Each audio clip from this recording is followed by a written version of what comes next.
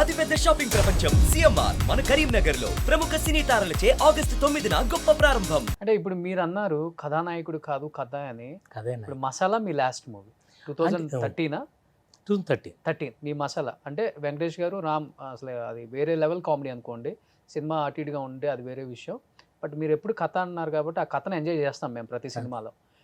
మరి 2013 తర్వాత మీ కథకు తగ్గ కథానాయకుడు రావట్లేదని చెప్పి సినిమాలు మానుకోవాల్సి వచ్చిందా, లేకపోతే కథానాయకుడు ప్రకారం మీరు మారాలి కాబట్టి కథను మార్చుకోవాలి కాబట్టి మిమ్మల్ని మీరు చంపుకోలేక మీ మనస్సాక్షిని నాకు ఉద్రభాయ్ అని చెప్పి 10 సంవత్సరాలు గ్యాప్ ఇచ్చుకొని మళ్ళీ మీ అబ్బాయిని మళ్ళీ ఎంట్రీతో మీరు రీఎంట్రీ ఇచ్చారు కదా?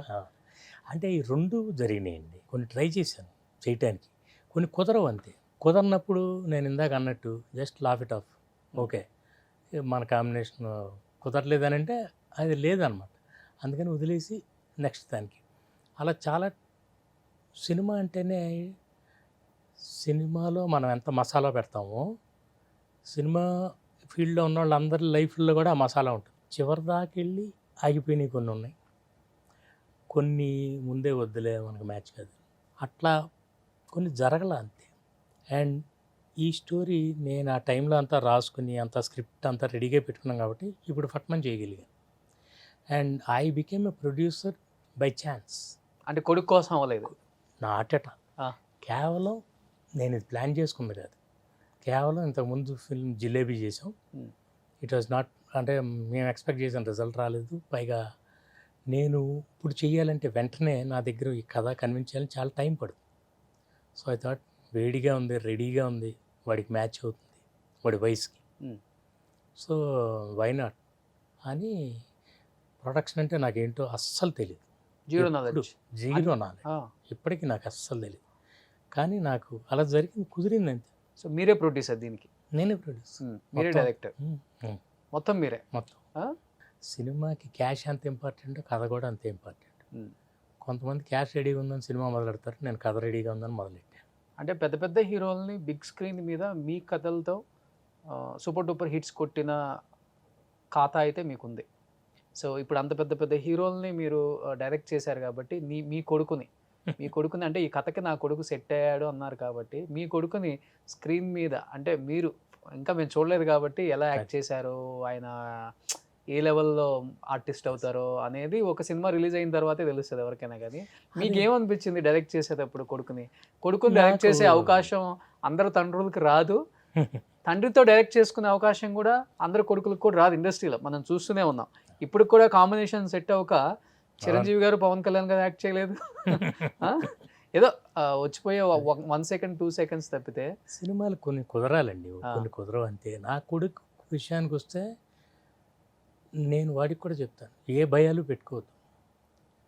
నువ్వు కెమెరా ముందు కరెక్ట్గా ఇమోట్ చేస్తే నిన్ను కెమెరా ప్రమోట్ చేస్తుంది. సో నథింగ్ ఎల్స్, ఇంకేం అక్కర్లా.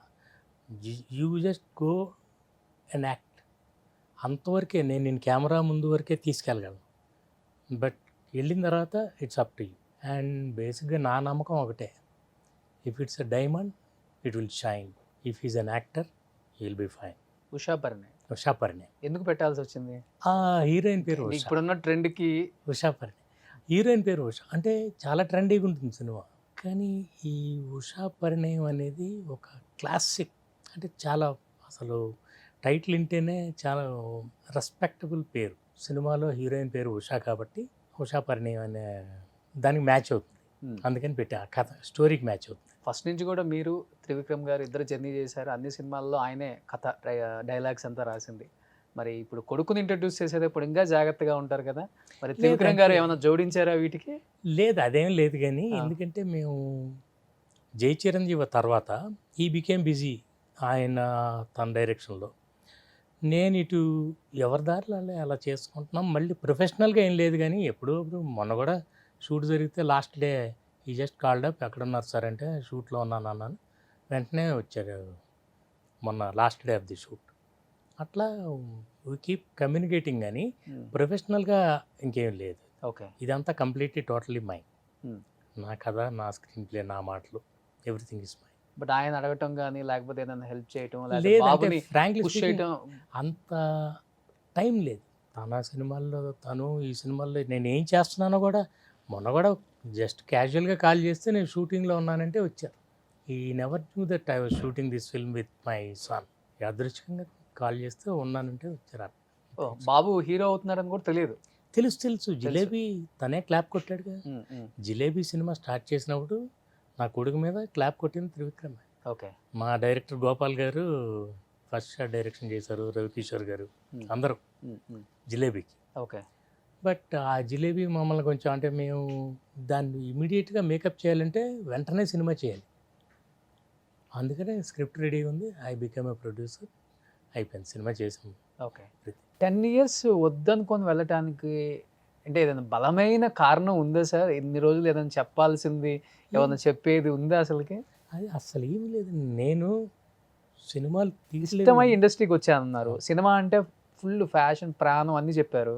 కానీ ఎందుకు మరి 10 సంవత్సరాలు యాక్షన్ అనకుండా ఎలా ఉండగలిగారు మీరు? నిజం చెప్పాలంటే కుదరవు. 5 సినిమాలు ఓపెనింగ్ అయ్యి ఆగిపోయింది. మధ్యలో ఈ వార్తలు ఎవరికి తెలియవు, కానీ ముందుకు వెళ్ళాలి అంతే. ఎంతో మందితో చేయాలని అనుకున్నాము, చాలా వరకు వచ్చింది, సడన్గా ఆగిపోయింది. నాకు కొంచెం మొహమాటం, నేను ఎవరిని అడగలేను, చేద్దామని ఏదో ఒకటి చేసేద్దామని, సినిమా ఎలాగోలా చేసేద్దాం, పట్టాలు ఎక్కించేద్దాం, అట్లాంటి ప్రయత్నాలు ఎప్పుడు చేయలేదు. అలాంటి ప్రయత్నాలు అసలు ఫస్ట్ ఆఫ్ ఆల్ నా మైండ్ సెట్ అది కాదు. ఏదో ఒకటి చేసేద్దామని అనుకోలేదు. That's neither my voice not watch. Wait చేసి కొంచెం అది పొగరగానే వెయిట్ చేశాను. రాని వస్తేనే చేస్తాను. నేనంతా రెడీ అయి పెట్టి కూర్చున్నా, నా పని నేను చేసి కూర్చున్నా. ఆపర్చునిటీ నేను చేజ్ చేయను, నన్ను చేజ్ చేయాలి, నా దగ్గర రావాలని. ఓకే. అలాగే ప్రొడ్యూస్ ఉన్నాయి. ఎలాంటి పరిస్థితికి తీసుకొచ్చిందని అంటే స్క్రిప్ట్ అంతా రెడీగా ఉంది, కుర్రోడు రెడీగా ఉన్నాడు, కథానాయకుడు రెడీగా ఉన్నాడు, ఎవ్రీథింగ్ ఇస్ రెడీ. ఎందుకు రాగుతున్నాం? సడన్గా ఐ స్టార్టెడ్ ప్రొడక్షన్. ఓకే. అంతే. బాబు హీరో అవ్వాలనేది మీ డ్రీమా, లేకపోతే బాబుకి అంటే మిమ్మల్ని చూసి బాగా తనకు కూడా? వాడి సినిమాలు అంటే చాలా ఇష్టం. వీళ్ళందరికీ పెద్ద ఫ్యాన్ వాడు. ఈ యంగ్ హీరోస్ అందరు సినిమాలు చూస్తే వాడు విపరీతంగా ఎంజాయ్ చేస్తాడు. చూసి చెప్తుంటారు అనమాట, వీళ్ళ స్టైల్ కానీ, వీళ్ళు చిరంజీవి గారు, బాలకృష్ణ గారు, వెంకటేష్ గారు, నాగార్జున గారు, నేను చేసిన సినిమాలు ఇదంతా. అండ్ యంగర్ బ్యాచ్ వీళ్ళందరూ, పవన్ గారు, మహేష్ గారు, వీళ్ళ స్టైల్. మాకు ఇంట్లో ఇదే డిస్కషన్. మేము ఇంకేం మాట్లాడు, సినిమాలు తప్పించి మాకు ఇంకేం ఉండదు. వాడు అలా చూస్తూనే నెమ్మదిగా వాడి చదువు కాస్త ఓకే. చదువు పోయింది. సో తర్వాత చెన్నైలో వెళ్ళి చిన్న ఏదో కోర్స్ చేశాడు, ఎస్ఆర్ఎం యూనివర్సిటీలో మాస్ కమ్యూనికేషన్స్ చేశాడు. చేసి వచ్చి సినిమాల్లో ఎంటర్ అవుతానని అడిగితే నేను ముందు ట్రైనింగ్ అవ్వమన్నాను. ఈ 10 ఏళ్ళు కూడా వాడు చిన్న చిన్న ట్రైనింగ్, డాన్సులు, ఫైట్లు అవి చేసుకుంటాడు. ఇక యాక్టింగ్ అంటే మా ఇంట్లో కోచింగ్, అంతకుమించి ఏం లేదు. యాక్టింగ్ ఏం లేదు, నాన్న చూసి నేర్చుకున్నా అంత. అంతే ఇంట్లో. సుమన్ టీవీలో మీ పర్సనల్ అండ్ బిజినెస్ ప్రమోషన్స్ కోసం కింది నెంబర్కి కాంటాక్ట్ చేయండి.